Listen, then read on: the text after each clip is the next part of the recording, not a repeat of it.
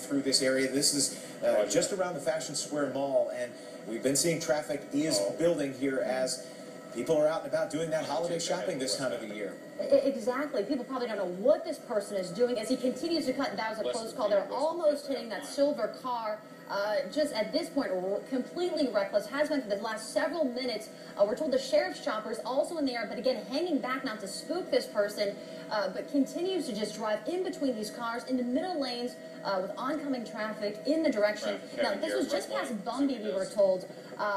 Again, just past the Fashion Square Mall. This has all been going on the last several minutes. If you're just joining us, this breaking news.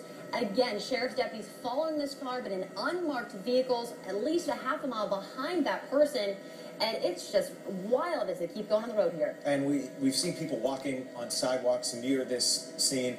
And so we were watching this very closely because he is putting not only the drivers and other vehicles on the road, but the pedestrians that are nearby this as he leads police and Orange County deputies on this high-speed pursuit. What we understand is this may be, and we're working to confirm all this information with the Orange County Sheriff's Department, possibly this is a robbery suspect. And Jason, too, new information. Well, he may be approaching Interstate 4 here in just a few minutes. So if this chase then heads on to Interstate 4, then things will really get dicey, considering, as you were talking about, it's the holiday season. People are out nonstop here shopping, finishing up those last-minute Christmas presents, and this person is just on the road. Now it looks like he's a little bit of breakaway here, and he's just going. And again, he's approaching I-4 here. Car slowing down, and there he goes. He had T-boned that black vehicle right there. You saw this crash, and we are going to keep a close watch on what is happening here as emergency vehicles will come onto this scene. We're taking a close look at this driver. He gets out of the vehicle and he is limping.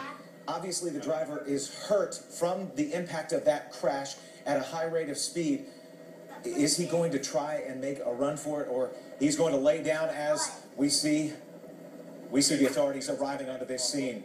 Police are there, and they are going to take this man and whoever else is in that vehicle into custody and, of course, check for these two other vehicles involved in this crash if anyone was hurt.